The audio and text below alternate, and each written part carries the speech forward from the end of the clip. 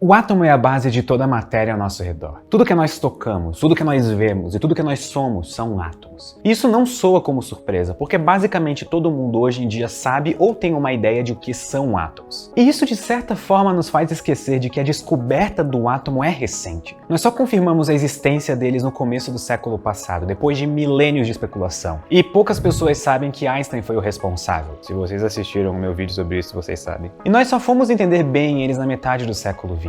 O átomo pode ser a base da matéria, mas ele não é tão simples. O seu funcionamento está intimamente ligado com as leis mais fundamentais da natureza. Estudar sempre vale a pena, e você sempre vale a pena. Mas o que vale ainda mais a pena é desmistificar a nossa ideia de átomo quântico. Por isso eu e a UniaSelv estamos aqui para tirar todas as suas dúvidas sobre isso e ajudar você a mandar bem no Enseja. O vídeo de hoje é para explicar o átomo tão bem quanto for possível, e com isso entender um pouco mais sobre as incríveis descobertas atômicas do último século. Então não se esqueça de se inscrever no canal se você quiser e ativar o sininho de notificações. Mas só se você quiser, sei lá, se você não quiser, não precisa. Eu tô tentando ser um youtuber. A descoberta oficial do átomo só se deu em 1905 com uma descrição precisa de como uma partícula de pólen se move flutuando em um líquido. Esse movimento bastante característico, chamado de movimento browniano, só acontece porque o pólen colide constantemente com os átomos do líquido. Quando Einstein resolveu esse problema, ele foi capaz de estimar o tamanho dos átomos e mostrar que não existe nenhuma outra forma de entender o movimento browniano se não for usando átomos. Então agora pelo menos estava confirmado que os átomos existem. Mas isso só mudou a pergunta na ciência para algo como: mas como exatamente esse tal de átomo funciona? Na época da confirmação da existência do átomo existiam duas pistas importantes. A primeira delas era que a eletricidade era formada por pequenas partículas de matéria, como tinha sido descoberto por um cientista chamado J.J. Thomson alguns anos antes. Só que essas partículas não pareciam ser o próprio átomo completo. Elas eram provavelmente um pedaço dele. E isso deixava bastante evidente que os átomos deveriam ter estruturas internas complexas, ao contrário da ideia antiga de que eles eram tipo uma bola de sinuca indivisível. E a segunda pista era toda a diversidade de radiação que os átomos emitem, desde os raios-x que conseguem atravessar pessoas e tirar fotos dos nossos ossos, ou o fato de que cada átomo emite e absorve luz em comprimentos de onda bem específicos, servindo como se fosse uma espécie de impressão digital atômica. Isso tudo indicava que tinha muita coisa complicada acontecendo dentro do átomo. Mas o que eram essas coisas exatamente?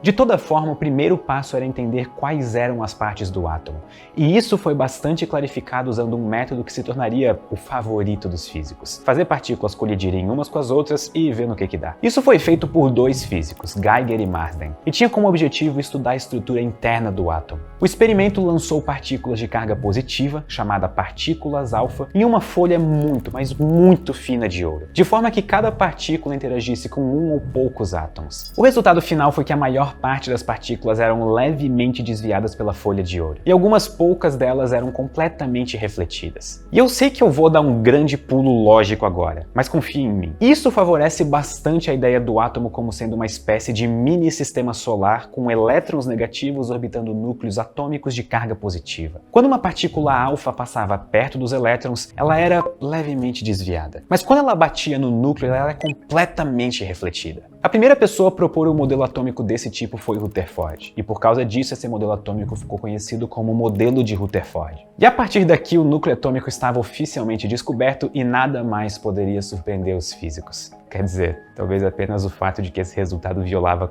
completamente as leis da física. No entendimento da época, os elétrons orbitando o núcleo positivo deveriam emitir radiação rapidamente. Então eles perderiam a sua energia e espiralariam para o centro do átomo em instantes. Se esse fosse o caso, nenhum átomo no universo poderia existir por mais do que alguns pequeníssimos instantes. Mas nós meio que estamos aqui existindo. Então a existência de átomos violava as leis da física. Mas se a vida te der limões, faça uma limonada. Para sorte dos físicos, isso não era um problema, porque as leis da física estavam prestes a mudar completamente. Antes de seguir, vale notar que nós demoramos décadas para fazer descobertas significativas sobre o núcleo atômico. Então, daqui para frente, eu vou tratar o núcleo como uma bola pesada de carga positiva e entender melhor como os elétrons em órbitas atômicas funcionam. E por que entender isso talvez seja o resultado mais impressionante da física quântica? A primeira pessoa a propor uma solução para a estabilidade do átomo foi Niels Bohr, que combinou esse modelo do átomo com a mais nova teoria da física, que era a física quântica. O modelo de Bohr descrevia o átomo da seguinte forma: Dentro do átomo existe um número limitado de órbitas que os elétrons podem ocupar. Isso é, um elétron pode estar na órbita 1, na órbita 2 ou na órbita 3, mas ele não pode estar no meio do caminho entre essas órbitas. Além disso, quando um elétron está nessas órbitas, ele não emite radiação. E o porquê disso, o Bohr não sabia explicar, ele só propôs que deveria ser assim. A energia do elétron em cada uma dessas órbitas é determinada pela própria órbita. Ou seja, o elétron na órbita 1 tem energia 1. E o elétron na órbita 5 tem energia 5. E os elétrons também podem mudar de energia, mas só se a mudança tiver o valor preciso para que o elétron mude para outra das órbitas possíveis. Ou seja, o elétron na órbita 1 pode ganhar ou perder energia só se isso permitir ele mudar de órbita, caso contrário, ele não absorve nem emite energia. Então, em geral, para mudar de energia, os elétrons absorvem e emitem fótons com uma energia bem específica. E cada energia é uma luz com uma cor específica. Como cada elemento tem átomos ligeiramente diferentes, as cores de luz emitidas e absorvidas por cada elemento são únicas. E essas cores são chamadas de espectro do átomo, e eram um dos mistérios que o Bohr explicou. As ideias do Bohr resolveram algumas das questões ainda abertas sobre os átomos, mas isso não era o suficiente. Por exemplo, por que os elétrons nessas órbitas quantizadas não emitem radiação? Isso viola leis do eletromagnetismo que foram bem estabelecidas. Ou então, como exatamente os elétrons mudam de órbitas? Eles se teletransportam? Isso não viola a relatividade e basicamente o senso comum de que teletransporte não existe? Inclusive, esse problema foi apelidado de salto quântico, e era um problema aberto bem famoso do modelo de Bohr. E o próprio Bohr sabia disso. Eles precisavam de métodos matemáticos novos e um entendimento completo para descrever o átomo de forma puramente quântica. E o primeiro a aceitar o desafio com algum sucesso foi Schrödinger, famoso por colocar gatos em caixas. Ele avançou muito o nosso entendimento da mecânica quântica. Na mecânica quântica não é possível descrever as partículas diretamente. Parte disso é porque o comportamento de coisas quânticas é probabilístico. O que você consegue calcular é qual vai ser a probabilidade de uma partícula, como um elétron, ser encontrada em um certo ponto. E para calcular essas probabilidades, o Schrödinger desenvolveu uma equação chamada de equação de Schrödinger. O resultado dessa equação é uma função de onda. Essa função de onda possui toda a informação possível sobre o que ela descreve. Por exemplo, vamos supor que você queira calcular qual é a probabilidade de encontrar um elétron com uma certa velocidade em um certo tempo. Você precisa calcular a função de onda do elétron. E se você quer descrever um átomo com os seus elétrons, você precisa resolver a equação de Schrödinger e encontrar a função de onda dos elétrons do átomo. E o simples fato de que é possível escrever uma equação para algo assim foi um avanço tremendo na mecânica quântica. Mas os avanços não param por aí. O Schrödinger resolveu a sua equação e com isso criou o primeiro modelo completamente quântico para o átomo.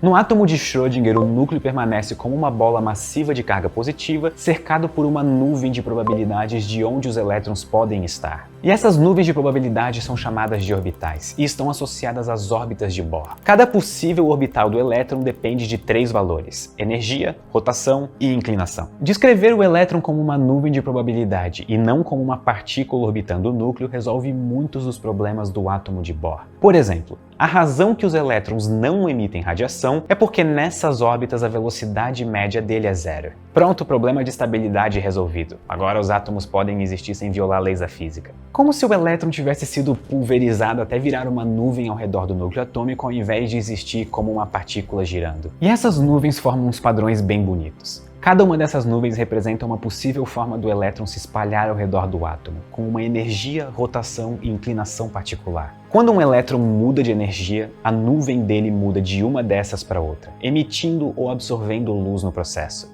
E essa mudança é rápida, mas não é um salto mágico instantâneo como a mudança de orbitais do átomo de Bohr. E existe uma última previsão interessante. Os elétrons são meio como adolescentes rebeldes. Então, você não pode ter 2 elétrons com a mesma energia, rotação e inclinação. Uma consequência disso é que só pode existir um único elétron para cada órbita possível. Não existe uma nuvem de probabilidades com 2 elétrons. E isso gera uma previsão para o número de elétrons ao redor do átomo, que infelizmente se mostrou como uma previsão errada. O átomo de Schrödinger tinha uma limitação, que era não incluir a relatividade. Mas não era como se o elétron tivesse uma propriedade completamente nova e inesperada que só poderia ser descrita direito com a relatividade, né? Bom, alguns anos depois dos resultados apresentados por Schrödinger, foi provado que o elétron tinha uma propriedade nova, chamada de spin, e ela só seria descrita de forma precisa usando a relatividade. Resumindo, o spin é uma propriedade do elétron que causa um campo magnético quântico que pode assumir 2 valores, que são chamados de para cima e para baixo,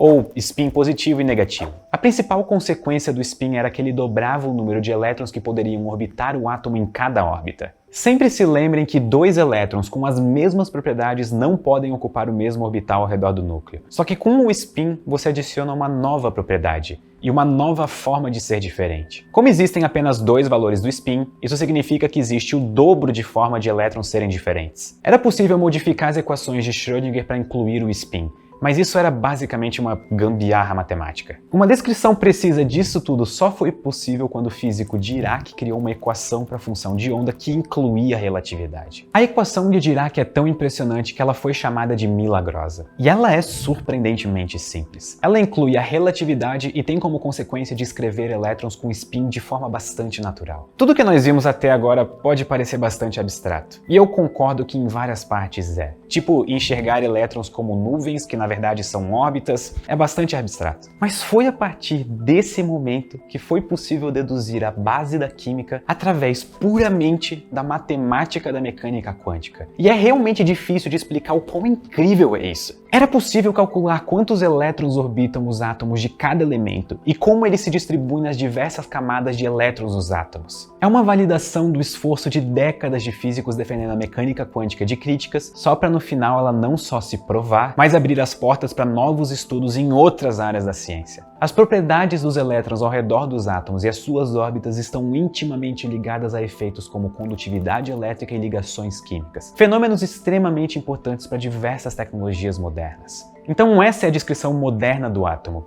Um núcleo de carga positiva cercado por uma nuvem de probabilidades para a posição dos elétrons, cada elétron com uma energia spin específico. De uma descrição curta, mas carregada de significado e matemática, nós podemos conectar as estranhezas quânticas aos fenômenos observados nos laboratórios de química e outras áreas. Nós conectamos a teoria mais disruptiva da física com a base de outras ciências. E isso é completamente incrível. Ainda mais incrível levando em conta que a maior parte dessa história aconteceu em pouco mais de uma década. Então pensem nisso. Pouco mais de 10 anos para nossa história como civilização mudar drasticamente a partir do conhecimento aprimorado de átomos. E isso conclui nosso vídeo sobre uma breve história do átomo que eu preparei em conjunto com a Uniaselv para você brilhar no Enseja. Mais vídeos como este serão postados nas próximas semanas, então fiquem de olho aqui no canal ou se quiserem podem me seguir nas redes sociais para saberem antes de todos quando um vídeo novo for pro ar. Muito obrigado e até a próxima!